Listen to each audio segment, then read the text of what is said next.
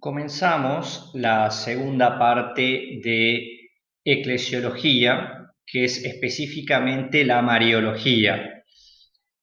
Nosotros vamos a estudiar esta parte acerca de la Virgen María como miembro eminente de la Iglesia. Lo vamos a hacer principalmente a través de dos libros. Aparte de una introducción de las preliminares que están en esa colección que se llama Mysterium Salutis en el tomo tercero, vamos a usar principalmente estos dos libros. Por un lado María en el Misterio de la Alianza, de Ignaz de la Poterie, y por otro lado, cuando veamos un poco más específicamente los dogmas, este otro, María en la obra de la salvación de Cándido Pozo. Son dos libros que recomiendo tener en lo posible entre su bibliografía ahí guardadita para poder estar consultándolos siempre. Vamos a los preliminares. Por lo tanto, nos situamos en la unidad número 11 de eclesiología, que vendría a ser la primera de la mariología. Los preliminares. Vamos a estudiar la mariología desde una perspectiva histórico-salvífica, pensando que Dios introduce su acción en la historia. No es un Dios de la naturaleza, no es un Dios abstracto, no es el Dios relojero, sino un Dios que introduce su acción en la naturaleza. Por lo tanto, la conexión personal es un a priori teológico. ¿Y dónde vemos esta conexión personal? En Cristo María. De hecho, Cristo no se dio sin María. Por lo tanto, María atañe a la encarnación misma. María no ha sido un simple depósito de Jesús. Por otro lado, lo vamos a hacer usando el pensamiento simbólico. Es un pensamiento que es real, pero distinto del pensamiento causal. Entre el simbólico y el causal, el puente es la realidad de Dios. Es un camino de acceso donde hay una categoría de correspondencia o analogía. Y de este pensamiento simbólico se deriva lo que llamamos el simbolismo ontológico, es decir, dos esferas ontológicas que se relacionan entre sí. Es un modo de relacionarse, un simbolismo diferente al didáctico. Un ejemplo de esto es la maternidad de María, que es física respecto de Jesús y espiritual personal respecto de cada uno de nosotros. Por otro lado, pensar el fundamento de la gloria de María en su misión, en su vida terrena y temporal. Por lo tanto, este es un símbolo metafísico válido para nosotros.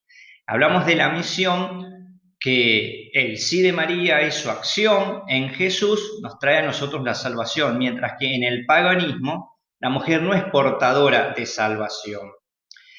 Algo podemos atisbar en el Antiguo Testamento con aquellas mujeres salvadoras, políticas y guerreras como Débora, Esther, Judith, que son prefiguraciones de la elección de María.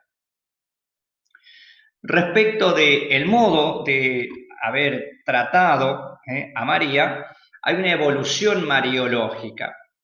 En el siglo II, los escritores hablaban de un paralelo entre Eva y María, contraponiendo la desobediencia de Eva a la obediencia de María.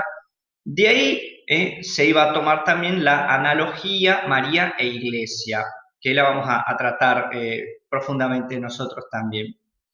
Hacia el siglo III aparece este tema de María como siempre virgen. En el siglo IV se impone definitivamente la idea de madre de Dios, con las controversias cristológicas también zanjadas en el concilio de Éfeso. Hacia el siglo IV y V se reflexiona sobre la exención del pecado de María. Así los padres de la Iglesia hablaron de María, por ejemplo, San Ignacio de Antioquía hablaba de la virginidad en el parto, en su carta a los Efesios 19:1. Justino, en el diálogo con Trifón, hace un paralelismo, Eva-María, y le da a María un papel universal, como una antítesis de María en relación a Génesis 3:15. San Ireneo, en Adversus Ereses 3:27-7, 5:19-1, 3:22-4 y en la demostración número 33, nos va a hablar de Cristo como fruto de María. Y también va a ser un paralelismo entre Eva y María. Eva atrajo la muerte, María atrajo la vida. Vemos en Eva una falta de fe y desobediencia, y en María fe y obediencia. Eva oyó las palabras malas del ángel malo, María oyó las palabras buenas del ángel bueno. Eva, según el concepto de Ireneo, en ese momento tenía esposo pero era virgen, María tenía esposo pero era virgen. Son analogías que hace el autor para poder resaltar el papel de María en la historia de nuestra salvación. Así se fundamenta el papel universal de ambas respecto de nuestro destino, o de perdición o de salvación. Sin embargo, a María no la llama segunda Eva. Esta locución la va a reservar, la va a aplicar a la Iglesia. Hay una correspondencia, dice San Ireneo, entre María y la Iglesia, porque la fe y el bautismo son para nosotros un nuevo renacer, un renacer crístico. Algunos autores discutían la virginidad en el parto de María, como San Jerónimo, Tertuliano y Orígenes. Respecto de la virginidad en el parto, esto va a estar atestiguado en aquel escrito que no es canónico, que es el protoevangelio de Santiago. Y en el siglo IV, Pedro de Alejandría va a utilizar la palabra aiparcenos, que significa siempre virgen. Respecto de la maternidad divina, se la llama Theotokos, ya en el siglo IV, en aquella oración que aún hoy nosotros seguimos rezando, que es el bajo tu amparo, en latín sub tuum praesidium, y fue definida en el Concilio de Éfeso del año 431. Algunos hablaban de imperfecciones en María para no asimilarla a Dios, no hacer de ella una diosa. Sin embargo, San Ambrosio y los ambientes monacales, por contra a esto, van a destacar la santidad y la exención de pecado en María.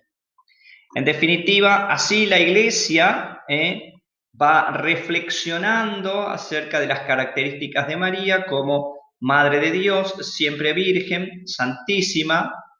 Se dice que el fruto de su vientre apartó a la humanidad de la maldición de Eva y es prototipo de la Iglesia virgen y madre. El Concilio Vaticano II, en su constitución sobre la Iglesia, va a tomar un capítulo específico, el 8º, para hablar de María. Por eso habla el Concilio Vaticano II de María dentro de la Iglesia y unida a Cristo, no por fuera de ella, en una perspectiva ecuménica, en un contexto histórico salvífico.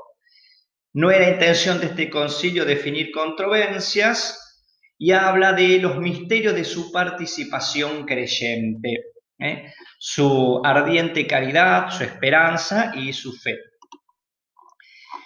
Cuando nosotros vamos a estudiar Mariología, vamos a ver esto, hay necesidad de un principio fundamental en este estudio, en la Mariología, que presente unidad y claridad. Por lo tanto, este principio fundamental no es algo autónomo para deducciones metafísicas, sino que hay que partir de la revelación, del contenido y del lenguaje de la revelación, aunque sea muy poco lo que la Escritura dice de María. Este principio fundamental está basado en su relación con Dios, por lo tanto en la maternidad, que es la participación de María en la obra de redención. Algunos han planteado una maternidad nupcial divina, pero no es una de las expresiones más felices. Se la llama también Nueva Eva. Y hay que ver a María en el Cristo total.